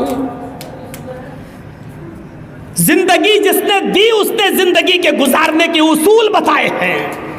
یہ نماز زکریا بھی پڑھا کرتے تھے، یہ نماز مریم بھی پڑھا کرتی تھی، یہ نماز موسیٰ بھی پڑھا کرتے تھے، یہ نماز ابراہیم بھی پڑھا کرتے تھے، یہ نماز عیسیٰ علیہ السلام بھی پڑھا کرتے تھے، اور جتنے بھی نبی اس دنیا میں آئے ہر نبی کے اوپر یہ نماز فرض تھی۔ اسی لیے شریمد بھاگوت گیتا کا 6واں ادھیائے اٹھاؤ اور اس کا 10واں منتر پڑھو، یوگی اجیت ستتماتمانم رہاسیستی تھا ایکاکی اچتاتما نراشیر پرگرہ۔ جب تم ایشور کی پوجا کرنے کے لیے کھڑے ہو، ہے ارجن، کرشن جی کہہ رہے ہیں، ہے ارجن، جب تم ایشور کی اللہ کی عبادت پوجا کرنے کے لیے کھڑے ہو تو پورے شریر کی ایکسرسائز، پورے شریر کا یوگ ہو جائے، کھڑے بھی ہو جاؤ، جھک بھی جاؤ، سجدہ بھی کر لو، ایک آکی ایک اللہ کے سامنے کھڑے ہو جانا، ستتماتمانم بالکل سیدھے، یچتاتما، اور اپنی آتما کو، اپنے دل کو ایک اللہ کی طرف ہی لگانا، ادھر ادھر مت دیکھنا، ہردیا نما، سینے پر ہاتھ رکھ لینا اور سر کو نیچے جھکا لینا، نما سر جھکا لینا یعنی سجدے کی جگہ پر۔ یہ کیا ہے؟ اور پورے شریر کی ایکسرسائز، ایک آکی، جو کچھ بھی مانگنا ایک اللہ سے مانگنا، نراشیر، اور سب سے نراش ہو جانا، اوپر والے سے نراش مت ہونا۔ یہ پوری کی پوری نماز۔ پنچم سمیا کرتویہ، اور ایسا 5 وقت کرنا۔ مرگ چرم، ہرن کی کھال بچھا لینا، اگر پاک زمین پوتر دھرتی نہ ملے، پوتر دھرتی نہ ملے یعنی زمین پاک نہ ہو تو مرگ مانی ہرن، اور چرم مانی چمڑا، ہرن کا چمڑا، یعنی ہرن کی کھال بچھا کر اس پر نماز پڑھ لینا، یعنی حلال جانوروں کا چمڑا ہندو دھرم کے اندر بھی حلال ہے، اس پر بھی نماز پڑھی جا سکتی ہے، اور یہ چیز ہندو دھرم کی کتاب اور شریمد بھاگوت گیتا کہہ رہی ہے جو ہر ہندو کے گھر میں ملے گی، گیتا کہہ رہی ہے۔ نماز پڑھنے کا ثبوت ہندو دھرم کی کتابوں میں بھی ہے۔ زندگی گزارنے دینے والے نے زندگی گزارنے کے اصول بتائے ہیں، کتاب میں آج موجود ہیں۔ اور سب سے بڑا عقیدہ کہ اس زندگی کو گزارنے کے بعد پھر ایک دن ہمیں اور آپ کو مرنا بھی ہے، اس لیے موت کو بھی کامیاب بنانا، مرنے کے بعد کا تصور ہمارے اور آپ کے دل میں رہے گا تبھی ہم یہ کام کریں گے۔ اگر یہ ہوگا مر جائیں گے، مٹی میں مل جائیں گے، بعد میں کچھ نہیں ہونا، تو کوئی آدمی نماز نہیں پڑھے گا، کوئی آدمی اچھے کام نہیں کرے گا۔ کیوں کرنے لگا؟ جب مر کر مٹی میں ملنا ہے تو ہم اچھے کام کیوں کریں گے؟ دنیا میں کتنا اختلاف ہے، کتنا نزاع ہے، کتنا جھگڑا ہے۔ اس اختلاف کو ختم کرنے کی ایک ہی اصول ہے اس اختلاف کو ختم کرنے کا، کہ لوگوں کو قیمتی چیز سے جوڑ دیا جائے اور کسی خطرناک چیز سے باخبر کر دیا جائے۔ سنیے، بڑی اچھی ایک مثال دے دیتا ہوں آپ کو۔ کچھ لوگ لڑ رہے ہیں، گتھم گتھا ہو رہی ہے، یہاں لڑائی ہو رہی ہے، وہ اس کو مار رہا ہے، اس کو مار رہا ہے، پیسہ دے، یہ دے، وہ لڑائی جھگڑا ہو رہا ہے۔ جرجیت صاحب پہنچ گئے۔ جرجیت صاحب کے پاس 100 کنچے ہیں۔ کنچے جانتے ہیں نا؟ گولی، آپ لوگوں کے یہاں جو بھی بولتے ہوں، کنچے ہیں، 100 گولیاں ہیں۔ جرجیت صاحب نے کہا کہ سنو، یہ میرے پاس 100 گولیاں ہیں، ان میں ایک ریڈ کلر کی گولی ہے، ایک ریڈ کلر کا کنچا ہے، میں ان 100 گولیوں کو ہوا میں اچھال رہا ہوں، زمین پر گرے گا، لیکن ریڈ کلر کی گولی پر 1,00,000 روپے کا انعام ہے۔ جس کو ریڈ کلر کی گولی مل جائے گی وہ ہم سے 1,00,000 روپے لے جائے۔ جرجیت صاحب نے یہ کہہ کر 100 گولیاں ہوا میں اچھال دیں۔ ایمانداری کے ساتھ بتائیے گا وہ لڑنے والے اب کیا کریں گے؟ جو ابھی لڑ رہے ہیں، جو ابھی جھگڑ رہے ہیں، آپس میں ایک دوسرے کو چپل سے مار رہے ہیں، بال کھینچ رہے ہیں، جب انہوں نے سنا کہ لال رنگ کی گولی پر 1,00,000 روپے کا انعام ہے، جس کو ملے گی اس کو 1,00,000 روپیہ، تو سارے کے سارے لڑائی جھگڑا چھوڑ کر فوراً بھاگیں گے اور اس گولی کے اوپر ٹوٹ پڑیں گے۔ گولیاں اور بھی ہیں وہاں، لیکن سب کی نظر لال رنگ کی گولی کے اوپر ہوگی۔ لال رنگ کی گولی مل جائے تاکہ یہ انعام ہمیں مل جائے، جبکہ گولیاں وہاں اور بھی ہیں، لیکن دوسری گولیوں کو کوئی نہیں پکڑے گا، صرف لال رنگ کی گولی کے اوپر اس کی نظر ہوگی۔ یہ جھگڑا جرجیت صاحب نے کیسے ختم کر دیا؟ لوگوں کو ایک قیمتی چیز سے جوڑ دیا ہے، جھگڑا ختم ہو گیا ہے۔ جو لوگ ابھی لڑ رہے ہیں، ہم تم سے دولت میں آگے نکل جائیں، تم ہم سے دولت میں آگے نکل رہے ہو، آپس میں جھگڑا کر رہے ہیں، ان کو ایک قیمتی چیز سے جوڑ دو، ان کو حصول جنت سے جوڑ دو، ان کو جنت کی طرف لگا دو، ان کو بتاؤ کہ یہ کرو گے تو یہ ہوگا، جنت میں یہ نعمتیں ہیں، ان نعمتوں کے حصول کے لیے آپس میں ایک دوسرے سے آگے بڑھو، نماز پڑھو، حرام خوری چھوڑو، شراب نوشی سے توبہ کرو، ان کو ایک قیمتی چیز سے آپ جوڑ دیجئے۔ شرط یہ ہے کہ قیمتی چیز سے جوڑنے کے لیے ایک اچھا اسلوب استعمال کیا جائے، اپنے آپ جھگڑا ختم ہو جائے گا اور لوگ اس قیمتی چیز کو پانے کے لیے اس پر دوڑ پڑیں گے۔ اچھا، کچھ لوگ لڑ رہے ہیں، جرجیت صاحب نے بہت کوشش کی لیکن وہ جھگڑا ختم نہیں کر پائے ہیں۔ جرجیت صاحب ایک پٹارا لے کے پہنچ گئے ہیں، اے ہٹو ہٹو، چھوڑو، تم لوگ کیوں لڑ رہے ہو، یہ گتم گتا کیوں کر رہے، ہٹو۔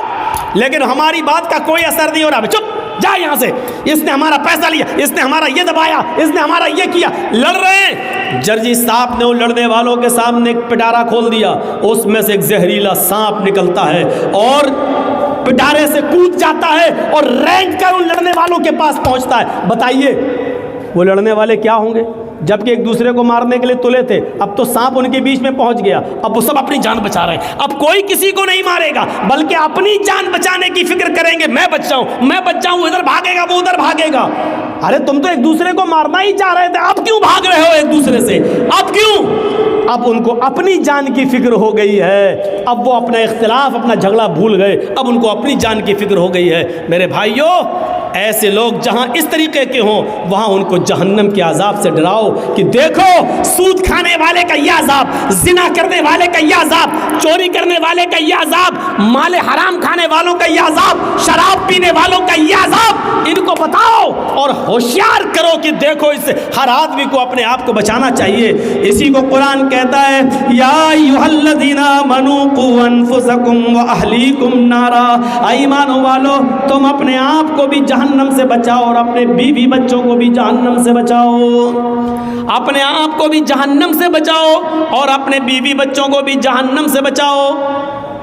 اسی علاقے میں کہیں پروگرام تھا، پروگرام ختم ہونے کے بعد جرجیت صاحب اپنے روم میں جاتے ہیں، رات کے تقریباً 1:30-2 بجے فون آتا ہے میرے گھر سے، میرا 6 سال کا بچہ اس وقت پیٹ کے درد اور فیور میں بخار میں مبتلا، گھر سے فون آتا ہے 2 بجے اس کی طبیعت بہت زیادہ خراب ہو رہی ہے، جرجیت صاحب کی رات کی نیند اڑ جاتی ہے، فون پہ رابطہ قائم کیا جاتا ہے لیکن ڈاکٹر جو آس پاس کے گھر کے اگل بغل کے تھے ان کے بھی موبائل بند ہیں۔ مجبوراً میں نے اپنی وائف سے کہا کہ تم اپنے بھائی کو فون کرو، جلدی بلاؤ اور اس کو سرکاری ہاسپٹل کی طرف لے کر جاؤ۔ ہماری بیوی اور سالہ لے کر اس بچے کو سرکاری ہاسپٹل کی طرف بھاگتے ہیں، انجیکشن دیا جاتا ہے۔ 2-3 گھنٹے کے بعد جب اطمینان مل گیا کہ بچے کا بخار اتر جاتا ہے اور اس کے پیٹ میں درد میں آرام ملتا ہے، ڈاکٹر نے کہا کل صبح چھٹی کر دیں گے، تب جا کر سکون ملتا ہے۔ میرے پیارے ساتھیوں، ہمارے چھوٹے سے 5-6-7 سال کے بچے کے پیٹ کے درد کی خبر سننے کے بعد ہم جیسے لوگوں کی نیندیں اڑ جاتی ہیں، آپ جیسے لوگوں کی نیندیں اڑ جاتی ہیں۔ تصور کرو کہ جہاں ایک چھوٹے سے بچے کا بخار، اس کا فیور اور اس کا پیٹ کا درد آپ نہیں سن پاتے ہیں اور آپ کی نیند اڑ جاتی ہے، قیامت کے دن کا وہ منظر کیسا ہوگا کہ جس دن اپنے بیٹے کو اپنی آنکھوں کے سامنے دیکھا جائے گا لیکن ہم اس سے بھاگ رہے ہوں گے، اپنی بیوی کو اپنے سامنے دیکھیں گے لیکن بھاگ رہے ہوں گے، آج ان کے کوئی کام نہیں آ سکتے ہیں۔ اسی کو قرآن کہتا ہے یوم یفر المرء من اخیہ وامہ وابیہ وصاحبتہ وبنیہ، قیامت کے دن انسان اپنے بھائی کو دیکھ کر بھاگے گا، وامہ وابیہ اپنی ماں کو دیکھ کر بھاگے گا، اپنے باپ کو دیکھ کر بھاگے گا، وصاحبتہ وبنیہ اپنی بیوی کو دیکھ کر بھاگے گا اور اپنی اولاد کو، اپنے بیٹوں کو دیکھ کر بھاگے گا۔ یہ بتاؤ اپنے آپ اختلاف ختم ہو جائے اور لوگ جہنم سے ڈرنے کی فکر کرنے لگے۔ تصور کریں، یود المجرم لو یفتدی من عذاب یومئذ ببنیہ وصاحبتہ واخیہ وفصیلتہ التی تؤویہ ثم ینجیہ۔ قرآن کی اس آیت نے جھنجھوڑ کر رکھ دیا ہے۔ اس دن کیسا ہوگا کہ جب انسان جہنم کا عذاب اپنی آنکھوں سے دیکھے گا، جو اپنے بیٹے کے فیور اور پیٹ کے درد کی خبر سننا بھی گوارا نہیں کرتا ہے دنیا میں، قیامت کے دن وہ چیخ چیخ کر کہے گا مجرم لو یود المجرم لو یفتدی من عذاب یومئذ ببنیہ، چیخ چیخ کر کہے گا اللہ میں اپنے بیٹے کو دے رہا ہوں، یہ میرا بیٹا ہے، تو اس کو جہنم میں ڈال دے۔ منظر دیکھیے آپ، کتنا خطرناک عذاب، اس بچے کو، اس بیٹے کو جہنم میں ڈال دے۔ وہ صاحبتی اپنی بیوی کو لے کر آئے گا، اللہ میں بیوی کو فدیے میں دے رہا ہوں، اس کو جہنم میں ڈال دے۔ وہ اخیہ اپنے بھائی کو لے کر آئے گا، آئے اللہ دنیا میں میرا اور اس کا خون کا رشتہ ایک، میری ماں ایک، میرا باپ ایک، یہ میرا بھائی، لیکن آج تو اس کو لے لے۔ وفصیلتہ التی تؤویہ، پورا خاندان ایک طرف، اے اللہ یہ میرا چچا ہے، یہ میرا بابا، یہ کاکا ہے، یہ نانا ہے، یہ دادا ہے، یہ میرا قبیلہ، یہ میرا کنبہ ہے، تو سب لے لے، ان کو جہنم میں ڈال دے۔ ثم ینجیہ، لیکن اسے بچا لے، مجھے تو جنت میں ڈال دے، ان سب کو جہنم میں پھینک دے۔ کیسے انسان گوارا کرے گا اپنی اولاد کو اپنے ہاتھ سے اللہ کو دے گا، لے اللہ اس کو جہنم میں ڈال دے لیکن مجھے نہیں، اللہ میری بیوی کو جہنم میں پھینک دے لیکن مجھے نہیں، اللہ میرے بھائی کو جہنم میں ڈال دے لیکن مجھے نہیں، اللہ میرے خاندان کو جہنم میں ڈال دے لیکن مجھے نجات دے دے، میں نہیں جانا چاہتا۔ تصور کیجیے آپ، یہاں بیٹا جل رہا ہے، آگ لگ جائے گھر میں، بیٹا جل رہا ہے، باپ کسی بھی قیمت پر دروازہ توڑے گا اور اپنے بچے کو بچانے کی فکر کرے گا کہ اسی طرح بچا لے، اگر ہم جلتے ہیں جل جائیں لیکن میرا بیٹا بچ جائے۔ دنیا کی آگ میں اپنے آپ کو چھلانگ لگا لیتے ہو اپنے بچے کو بچانے کے لیے، لیکن قیامت کے دن جہنم کی آگ اتنی تیز ہوگی، ایک بار دیکھو گے تو اپنے بیٹے کو ڈالنا گوارا کر لو گے، اپنے آپ کو نہیں، اپنی بیوی کو اپنے بھائی کو ڈالنا گوارا کر لو گے لیکن اپنے آپ کو نہیں۔ یہ صورتحال ہوگی وہاں پر، اور یہ تصور ہر مذہب کے اندر ہے۔ زندگی دینے والے نے ہمیں بتایا ہے کہ یہ زندگی میرے بتائے ہوئے طریقے پر چلو، کیونکہ یہ زندگی یہاں ختم ہونے کے بعد بھی ختم نہیں ہوگی، اخروی زندگی ہم تمہیں پھر دیں گے اور پھر تمہیں جہنم کے اندر یا جنت کے اندر ڈالا جائے گا، پھینکا جائے گا۔ ہمیں اس چیز کا احساس ہونا چاہیے، ایک ڈر ہمارے اندر ہونا چاہیے۔ آپ کو ایک واقعے کی طرف لے کر چلتا ہوں۔ سن 1969 کے اندر، سن 1979 کے اندر، سن 1979 کے اندر، 1979 کے اندر امریکہ نے سب سے پہلا اسکائی لیب آسمان کی طرف چھوڑا۔ سنیے، امریکہ نے سب سے پہلا اسکائی لیب آسمان کی طرف چھوڑا۔ جب وہ آسمان کی بلندیوں پر چلا گیا، اس کا وزن تقریباً 80 ٹن تھا، 80 ٹن۔ وہ آسمان کی بلندیوں پر چلا گیا، جس دنیاوی سسٹم سے وہ چل رہا تھا اس کا کانٹیکٹ، اس کا کنیکشن دنیاوی سسٹم سے منقطع ہو گیا، کٹ گیا۔ اسکائی لیب نے اپنا تعلق دنیا کے سسٹم سے ختم کر لیا، یعنی اب دنیا میں کوئی سسٹم ایسا نہیں جو اسکائی لیب پر کنٹرول کر سکے۔ 80 ٹن کا وہ اسکائی لیب کنٹرول سے باہر ہو جاتا ہے۔ امریکہ نے اعلان کر دیا پوری دنیا کے اندر، لوگوں اسکائی لیب سے کنٹرول ختم ہو گیا ہے، اب یہ زمین کی طرف آ رہا ہے اور یہ دنیا کے کسی بھی ملک میں، دنیا کے کسی بھی دیش میں کسی بھی وقت گر سکتا ہے، لہذا اپنے آپ کو خود بچاؤ اور اپنے آپ کی حفاظت کرو۔ غور کیجئے، اسکائی لیب 80 ٹن کا اس دنیا کی طرف تیزی کے ساتھ گر رہا ہے، تیزی کے ساتھ آ رہا ہے، اور پوری دنیا کے اندر مشہور ہو گیا کہ اسکائی لیب نے اپنا تعلق، اپنا کنٹرول ختم کر دیا۔ لوگ بھاگنے لگے، ایسا لگ رہا تھا کہ ہر انسان یہ سوچ رہا ہے وہ اسی کے اوپر نہ گر جائے۔ پوری دنیا میں کھلبلی مچ گئی اور مسجدوں میں، کنیساؤں میں، گرجا گھروں میں دعائیں ہونے لگیں کہ اے اللہ، جو جس کو ماننے والا ہے، اے اللہ اس کو ہمارے سروں پر نہ گرنے دے، ہمارے سروں سے بچا لے۔ میں وہ کہاں گرا، کس خطے میں گرا مجھے نہیں معلوم، لیکن اتنا ضرور میں بتا دوں کہ جب 80 ٹن کا اسکائی لیب کنٹرول چھوڑ دیتا ہے تو اس کا ڈر پوری دنیا کے ہر انسان کے اندر محسوس ہوتا ہے، اور انسان یہ سوچنے لگتا ہے کہ کہیں یہ میرے سر پر ہی نہ گر جائے، میرے اوپر ہی نہ گر جائے۔ ایک چھوٹے سے اسکائی لیب جس کا وزن 80 ٹن ہے، آپ اس سے اتنا ڈر رہے ہیں کہ میرے اوپر نہ گر جائے۔ یہ دنیا نے دیکھا، اپنی آنکھوں سے دیکھا۔ جہنم کا تو ایک سانپ اتنا خطرناک ہے کہ اگر اللہ تعالیٰ اس کو دنیا میں چھوڑ دے تو وہ ایک پھنکار مار دے سے جہنم کا ایک سانپ اگر دنیا میں بھیج دیا جائے اور ایک بار وہ ایسے کر دے بس، تو اس کے منہ سے نکلنے والی ایک پھنکار کی وجہ سے، ایک پھنکار سے پوری دنیا میں جتنی بھی کچی زمین ہے، کھیتی ہے اور جہاں اناج پیدا ہوتا ہے، اس کے ایک پھنکار سے پھر پوری دنیا کے اندر کبھی غلہ پیدا نہ ہو، کبھی اناج پیدا نہ ہو، اس کی ایک پھنکار سے ساری کی ساری زمین جل کر راکھ ہو جائے اور پھر اناج پیدا کرنے کے لائق نہ رہے۔ مسند احمد کی روایت ہے، اللہ کے نبی نے فرمایا جہنم میں اگر کسی کو ایک لمحے کے لیے ڈال دیا جائے، ایک لمحہ کتنا ہوتا ہے، آنکھ بند کرو اور کھولو، اس کا 10واں حصہ، اب کتنا کم ہوگا آپ اندازہ لگا لیجئے۔ ایک لمحہ، دیکھیے میں آنکھ بند کر کے کھول رہا ہوں، پتہ نہیں کیا ہے، سنیے ایک لمحہ ایسے بس آنکھ بند کر رہا ہوں، کھول دیا، یہ کیا ہوا؟ ایک لمحہ۔ اس کا بھی 10واں حصہ آپ کریے تو کتنی دیر ہوگی؟ اتنی دیر کے لیے آنکھ بند کی اور کھول دی، یہ تو بہت زیادہ ہو گیا۔ اس کا بھی 10واں حصہ، 10 حصے کرنے کے بعد ایک حصہ، اتنی دیر کے لیے کسی کو جہنم میں ڈال کر نکال دیا جائے، اور اللہ کے نبی فرماتے اس آدمی کو اگر مدینے میں لا کر کھڑا کر دیا جائے تو اتنی دیر کے لیے جہنم میں جل کر آنے والا آدمی باہر کی طرف جب سانس لے گا، ایسے باہر کی طرف جب سانس لے گا تو اس کی سانس کی گرمی سے پورا مدینہ جل کر راکھ ہو جائے۔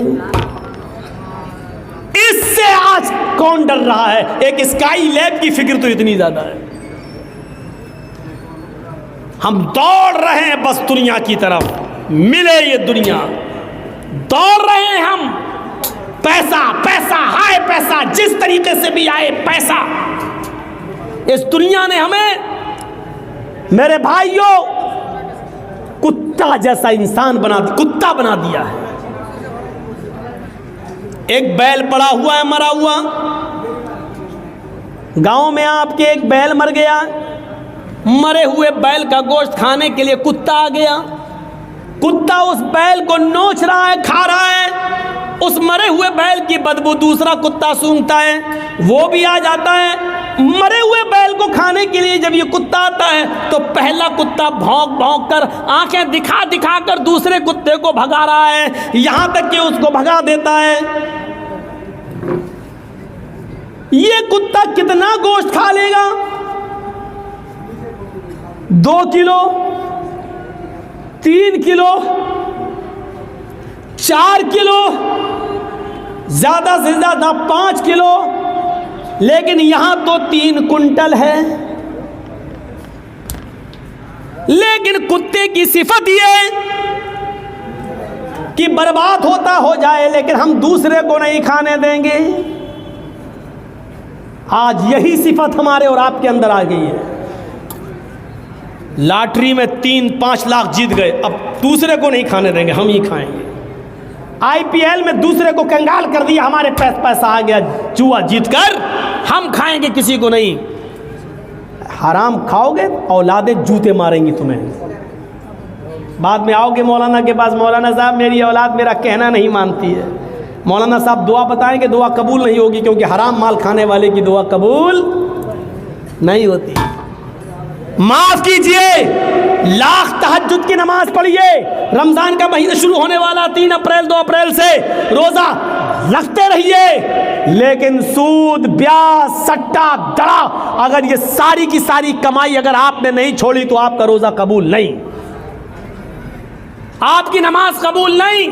کلیئر کہہ رہا ہوں، نماز قبول نہیں۔ مولانا صاحب آپ کیسے کہہ سکتے ہو؟ کوئی آدمی اگر مجھ سے پوچھے کہ مولانا صاحب اگر اس کرتے کو یا شیروانی کو میں پیشاب سے دھوؤں تو کیا پاک ہو جائے گی؟ تو پیشاب سے دھونے کے بعد کیا کوئی پنجابی پاک ہوگا؟ نہیں ہوگا۔ شیروانی کو ہم پیشاب سے دھوئیں تو پاک ہو جائے گی؟ نہیں ہوگی۔ اگر آپ عبادت کر رہے ہیں اور مال حرام کا کھا رہے ہیں، کمائی حرام کی ہے، تو یہ نماز یہ روزہ کیسے قبول ہو جائے گا؟ نہیں ہو سکتا ہے، نہیں۔ جیسے وہ کتا آج برداشت نہیں کر رہا ہے کہ دوسرا کتا ہمارے مرے ہوئے بیل کو کھانے آئے، گوشت برباد ہوتا ہو جائے، لیکن کتے کو منظور نہیں کہ دوسرا کتا کھائے۔ یہ صفت آج ہمارے اندر پیدا ہو چکی ہے، بلکہ ہمیں دوسروں کے مال کو لوٹنے کی فکر ہوتی ہے۔ آج سے 20 سال پہلے نارتھ یو پی میں Uttar Pradesh north U P میں ایک پوربی علاقہ ہے، مشرقی علاقہ، اس علاقے کے اندر ایک سیلاب آتا ہے۔ سیلاب جانتے ہیں نا، باڑھ، ایک سیلاب آتا ہے پانی کا، بڑا خطرناک سیلاب، بڑی خطرناک باڑھ، درخت بہہ گئے، جھونپڑیاں بہہ گئیں، بڑی بڑی بلڈنگیں گر گئیں، بیل بہہ گئے، گائے بہہ گئیں، بھیڑ بکریاں مر گئے۔ اتنا خطرناک سیلاب تھا۔ جب سیلاب تھوڑی دیر کے لیے بند ہوتا ہے تو کچھ لوگ اس گاؤں کا حال دیکھنے کے لیے آتے ہیں، پورے گاؤں میں سناٹا ہے، لاشیں تیر رہی ہیں، جانور مرے پڑے ہیں، لیکن کچھ لوگ پانی کے اس طرف اپنا مال بچانے میں کامیاب ہیں اور ایک طرف بیٹھے ہوئے ہیں، لیکن پانی اتنا زیادہ ہے کہ وہ اس طرف نہیں آ سکتے ہیں۔ کچھ لوگوں نے ان لوگوں کو ادھر بیٹھا ہوا دیکھا لیکن وہ پانی کے اس طرف نہیں آ سکتے ہیں۔ اسی بیچ کچھ لوگوں کی نظر پانی میں ڈوبے ہوئے پیڑ کے اوپر پڑتی ہے، جو آدھے سے زیادہ پیڑ ڈوبا ہوا ہے، ایک پیڑ آدھے سے زیادہ ڈوبا ہوا ہے، اور اس کی ایک ڈال کے اوپر ایک آدمی بیٹھا ہوا ہے، اور اسی ڈال کے اوپر ایک زہریلا سانپ بھی بیٹھا ہوا ہے۔ آؤ میں آپ کو بتاؤں، ایک ہی ڈال ہے اور اس ڈال کے اوپر آدمی بیٹھا ہے اور اسی ڈال کے اوپر سانپ بھی بیٹھا ہوا ہے۔ انسان سانپ کا دشمن اور سانپ انسان کا دشمن۔ ابھی یہاں سانپ نکل آیا فوراً مار دیں گے، لیکن سیلاب کا خوف اتنا زیادہ ہے کہ نہ آدمی سانپ کو مار رہا ہے اور نہ سانپ آدمی کو ڈس رہا ہے۔ سانپ نے بھی اپنی آنکھوں سے دیکھا ہے سیلاب کا منظر، وہ بھی جانتا ہے کہ اگر تھوڑی سی بھی ڈال ہل گئی تو میں گر جاؤں گا اور نیچے پانی ہے، بہہ جاؤں گا، مر جاؤں گا۔ سانپ انسان کو نہیں کاٹ رہا ہے اور انسان سانپ کو نہیں کاٹ مار رہا ہے۔ اگر تھوڑی بھی ڈالی ہل گئی، اگر ہم نیچے گرے تو ہم بھی نہیں بچیں گے۔ جہاں سیلاب کا دردناک اور خوفناک منظر اتنا خطرناک کہ انسان سانپ کو نہیں مار رہا ہے اور سانپ بھی انسان کو نہیں ڈس رہا ہے، لیکن یہاں کچھ ایسے کمینے انسان موجود ہیں جو اس طرف کشتی لے کر جاتے ہیں اور لوگوں سے کہتے ہیں کہ اپنا مال ہمارے حوالے کر دو، ہم اس کی حفاظت کرتے ہیں اور تمہارے مال کی رکشا کریں گے۔ جب پانی تھوڑا کم ہو جائے اور جب تم لوگ باہر نکلو اور ہمارے پاس آنا، ہم تمہارے مال، تمہارا سونا چاندی، تمہاری یہ چیزیں ہم تمہیں واپس کر دیں گے۔ ایسے ماحول پر، ایسے موقع پر ان لوگوں نے ان کے اوپر بھروسہ کر کے اپنا مال ان کو دے دیا کہ لو یہ میری گھرستی کا مال ہے، یہ ہمارے کچھ کپڑے ہیں، یہ ہمارے بچوں کی کچھ کھلونے بچے ہیں، یہ ہماری بیوی کا تھوڑا سا زیور بچا ہے، اس کو حفاظت سے رکھنا، جب پانی کچھ کم ہوگا اور ہم باہر نکلیں گے تو ہمارے حوالے کر دینا، ہماری بستی تو ڈوب گئی، ہم جہاں اللہ جگہ دے گا ہم وہاں چلے جائیں گے۔ اور یہ لوگ مال لے کر جب واپس آئے تو سب رفو چکر ہو گئے، بھاگ گئے۔ میرے بھائیو، آج انسان کا حال یہ ہو چکا ہے کہ ایسے موقع پر بھی ان لوگوں نے دوسروں کی مجبوری کا بھی فائدہ نہیں، مجبوری بھی نہیں دیکھی اور ان کا بھی مال لوٹ کے بھاگ گئے، فرار ہو گئے۔ جہاں انسان سانپ کو نہیں مار رہا ہے اور سانپ بھی انسان کو نہیں مار رہا ہے، ایک سانپ بھی انسان کو ڈس نہیں رہا ہے، ایسے موقع پر سب سے بڑا یہ سانپ انسان بن گیا جس نے اپنے بھائیوں کو ڈس لیا ہے، ان کا مال اور ان کا سامان لے کر فرار ہو گیا ہے اور بھاگ گیا ہے اور ان لوگوں کو سپرد کر گیا ہے کہ تم جانو تمہارا کام جانے۔ میرے بھائیوں، جب دنیا پرستی ایسی ہو جائے، مال و دولت کی لالچ جب اس حد تک بڑھ جائے تو یقین مانیے پھر اللہ کی عبادت ہونا مشکل ہے، اور یقین مانیے پھر زندگی کو آپ صحیح اصولوں پر نہیں گزار سکتے ہیں۔ 1:40 ہو گیا ہے۔ میں نے ایسا ماحول کبھی نہیں دیکھا، 2 سال سے میں دیکھ رہا ہوں کہ جب میں آتا ہوں تو بہت بھیڑ ہوتی ہے اور تقریر ختم ہونے سے پہلے 20 25 50 آدمی رہ جاتے ہیں۔ یا تو مجھے ٹائم دیر میں دیا جا رہا ہے یا آپ لوگوں کو 1 بجے کے بعد سننے کی عادت نہیں رہی ہے۔ تو میرے بھائیوں، میں نے مختصر سے وقت میں مختصر ہی باتیں صحیح بتائیں، لیکن اب آپ لوگوں کی تعداد اتنی کم ہو چکی ہے کہ اب مجھے بھی بولنے میں اچھا نہیں لگ رہا ہے۔ مجھے بتایا گیا کہ 11 بجے ٹائم ہے، پھر مجھے بتایا گیا 11:30 بجے ٹائم ہے، پھر مجھے بتایا گیا 11:30 بجے لا کے یہاں بٹھا دیا گیا اور 12:30 بجے تک میں بیٹھا رہوں، بتاؤ 12:15 بجے تک۔ تو یہ بھی ایک چیز ہے۔ تو بہرحال اصول بنائیے، ضابطہ بنائیے، مدرسے کا کام ہے اس لیے میں بول نہیں سکتا ہوں، تعاون بھی ہونا چاہیے۔ تو میرے بھائیوں، دنیا پرستی جب تک ہم نہیں چھوڑیں گے اللہ کی عبادت ہم نہیں کر پائیں گے۔ اللہ سے دعا کیجیے کہ اللہ تبارک و تعالی ہمارے اندر دنیا کی محبت اتنی ہی رکھے جتنی جائز ہو، اور دنیا کے اندر مر مٹنا اور دنیا میں غرق ہونے سے ہمیں بچا لے۔ اور اے اللہ، جب تک تو ہمیں زندہ رکھ، اسلام پہ ہمیں زندہ رکھنا، اور جب ہمارا خاتمہ ہو تو ایمان پر ہمارا خاتمہ فرمانا۔ وما علینا الا البلاغ المبین، وآخر دعوانا ان الحمد للہ رب العالمین۔ السلام علیکم ورحمۃ اللہ وبرکاتہ۔ مزید آپ سے گزارش ہے کہ مدرسے کا تعاون آپ کرنا چاہیں تو کریں، میرے ہاتھ میں بھی اگر کچھ دینا